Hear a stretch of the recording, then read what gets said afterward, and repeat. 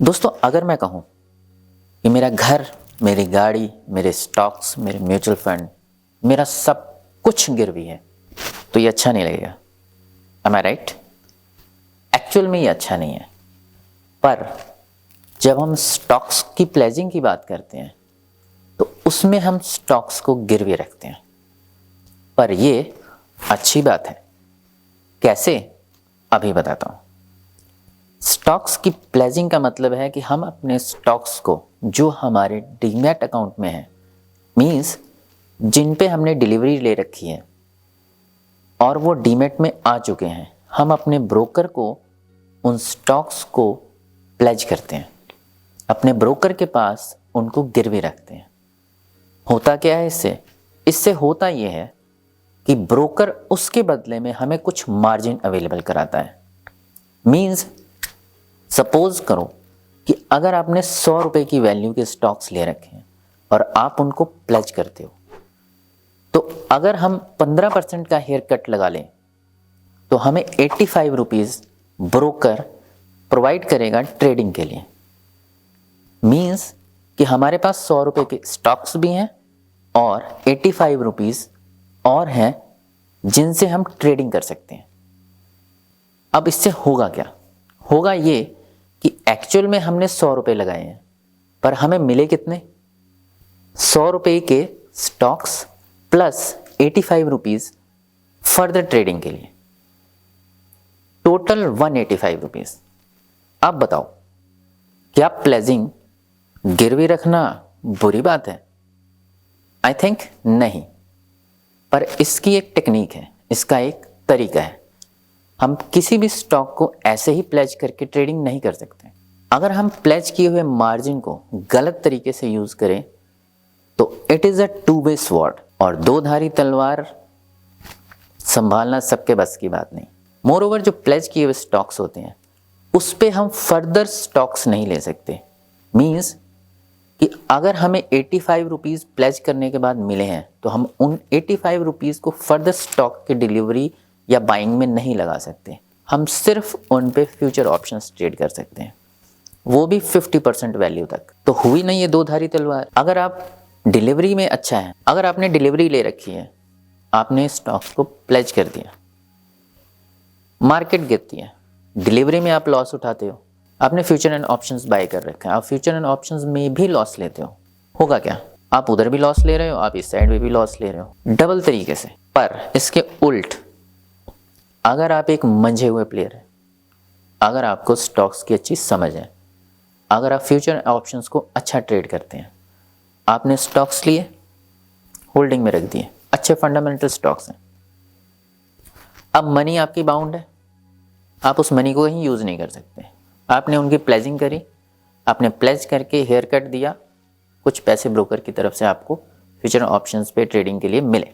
आप उस पैसे को ऑप्शंस या फ्यूचर्स में ट्रेड करने के लिए यूज़ करते हो, आप उस पे पैसा बनाते हो। स्टॉक्स लॉस में है, कोई बात, आपने फ्यूचर ऑप्शंस में अच्छे पैसे बनाए। अरे भाई, कभी तो डिलीवरी के स्टॉक्स प्रॉफिट में आएंगे, हुआ ना दो तरफ से फायदा। ये है प्लेजिंग और प्लेजिंग की power. But I still do not recommend this, क्योंकि इसके लिए एक्सपर्टीज चाहिए। अगर आप नहीं संभाल पाओगे then you gonna be in a deep trouble. अब स्टॉक को प्लेज कैसे करते हैं, तो आइए टर्मिनल पे देखते हैं। तो दोस्तों, आइए फटाफट देखते हैं कि स्टॉक्स प्लेजिंग करते कैसे हैं। जीरोधा का अकाउंट है, ये होल्डिंग्स है। होल्डिंग्स में हम एनालिटिक्स पे गए, वहाँ से क्या है, जीरोधा के कंसोल में जाके पोर्टफोलियो खुल जाता है।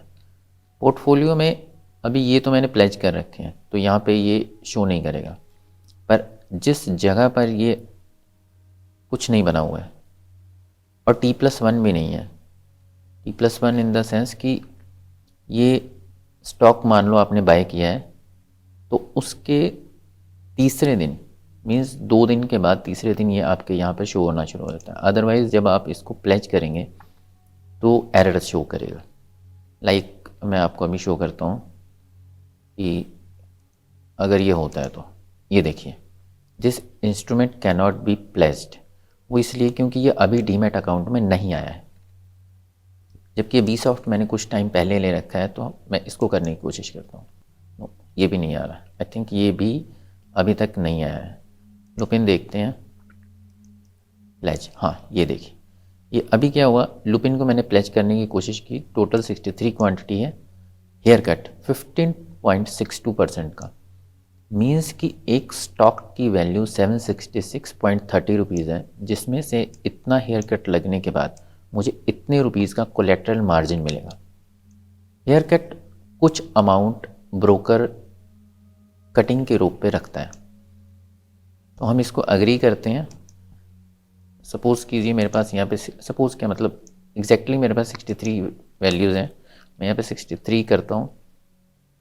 टोटल स्टॉक की वैल्यू पड़ती है 48,276 रुपीज़ 90 पैसे, जिसमें से मुझे 40,736 रुपीज़ ब्रोकर की तरफ से फ्यूचर एंड ऑप्शंस में ट्रेडिंग करने के लिए मिल जाएंगे। मींस मेरे पास स्टॉक भी पड़ा हुआ है और मेरे को इतना अमाउंट ब्रोकर एक्स्ट्रा पे कर रहा है ताकि मैं उस अमाउंट से फ्यूचर एंड ऑप्शंस की ट्रेडिंग कर सकूं। तो अगर मैं इसको सबमिट करता हूं, तो सबमिट करने के बाद, चलिए मैं कर ही देता हूं। सबमिट करने के बाद ये देखिए ऐसे बना हुआ आता है, बॉक्स बना हुआ है। जिनके ऊपर बॉक्स नहीं है वो प्लेज्ड हैं। ये प्लेज के लिए रिक्वेस्ट डाली गई है। अगर मैं कैंसिल फॉर प्लेज रिक्वेस्ट करता हूं तो ये कैंसिल हो जाएगा। ये देखिए, अभी मैंने क्या किया था, एक दिन पहले स्टॉक को प्लेज करने की रिक्वेस्ट डाली थी। तो दोस्तों मैंने क्या किया हुआ है कि जो स्टॉक मेरे डीमैट अकाउंट में आ चुका है उसकी प्लेजिंग के लिए मैंने रिक्वेस्ट डाली थी। जीरोधा क्या करता है, आपको मैसेज भेजता है इस तरीके का मार्जिन प्लेज का। आपको क्या करना है, इसको ओपन करना है। ये रिक्वेस्ट है demat account holder margin pledge,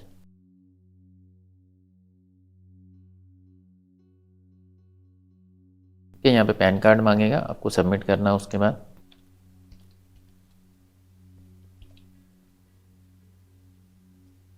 मैंने सबमिट किया। ये होम फर्स्ट का स्टॉक मैंने प्लेज करने के लिए रिक्वेस्ट डाली हुई है, 48 क्वांटिटी है, उसको प्लेजिंग के लिए डाला हुआ। अब मैं इसको क्लिक करता हूँ। क्लिक करने के बाद मैं जनरेट OTP करूँगा। OTP मेरे मोबाइल पर आएगा।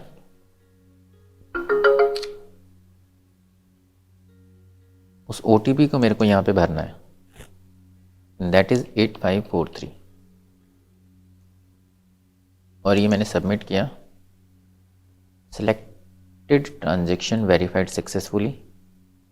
और अब ये होम फर्स्ट का जो 42 है और 42 के अलावा जो मेरे पास शेयर्स रह जाते हैं वो भी प्लेज्ड हो गए। मीन्स टोटल 48 क्वांटिटी जो मैंने प्लेज करनी थी अब वो भी प्लेज्ड हो गई है। तो मैं आपको डैशबोर्ड पे दिखाता हूँ। ये देखिए मेरी प्लेज्ड होल्डिंग कितनी है, 11,61,333। मतलब इतने अमाउंट की वैल्यू के जो स्टॉक्स हैं वो मेरे प्लेज्ड हैं।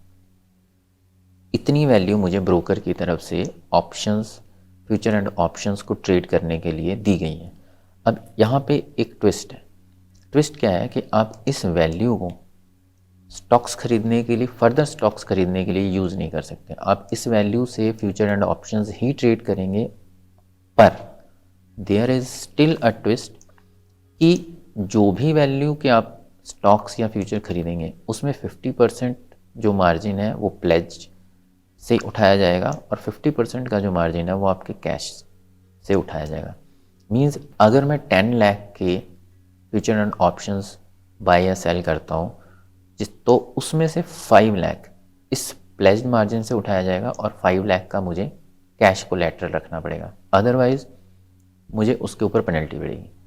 तो इस समय टोटल अगर मैं 23 लाख के उठाना चाहूँ, फ्यूचर एंड ऑप्शंस में ट्रेड करना चाहता हूँ, 23 लाख के फ्यूचर्स या 23 लाख के ऑप्शंस से ट्रेड करना चाहूँ तो मुझे 11,50,000 इससे उठाया जाएगा और 11,50,000 का ही मुझे कैश भी रखना पड़ेगा, अदरवाइज जीरोधा मेरे को पेनल्टी चार्ज करेगा। तो friends, this is all about pledging. Pledging का फ़ायदा मैं आपको पहले ही बता चुका हूँ। कि आपके पास उतनी ही वैल्यू के स्टॉक्स पड़े हैं और आप उन स्टॉक्स को ही गिरवी रख के उसी पैसे से फ्यूचर एंड ऑप्शंस का ट्रेड भी कर रहे हो। मींस आपके स्टॉक्स बढ़ रहे हैं वो अलग, उसके अलावा जो आप उसी की वैल्यू पर ट्रेड कर रहे हो फ्यूचर एंड ऑप्शंस में वो अलग, डबल प्रॉफिट। इसका आप उलट लगा लो कि अगर आपके स्टॉक्स की वैल्यू गिर भी रही है तो भी अगर आप फ्यूचर एंड ऑप्शन से प्रॉफिट कमा रहे हो तो वो आपका ओवरऑल जो पोर्टफोलियो है वो नेगेटिव में नहीं जाएगा। और जब मार्केट सिनेरियो बढ़िया होगा तो वो ऑटोमेटिकली आपका डबल से ज़्यादा प्रॉफिट शो करेगा। But friends, there is a very high risk in this game. आपने स्टॉक्स ले लिए, आपके स्टॉक्स गिर रहे हैं, आप फ्यूचर एंड ऑप्शंस में ट्रेड करना चाहते हैं, पर ये दो धारी तलवार है। अगर आपको फ्यूचर एंड ऑप्शंस में ट्रेड नहीं करना आता या कोई भी गलती करते हो तो ये दोनों तरफ से लॉस करेंगे। स्टॉक्स में भी वैल्यू गिर रही है, फ्यूचर एंड ऑप्शंस में भी वैल्यू गिर रही है। So be very conscious and that's all for today's video.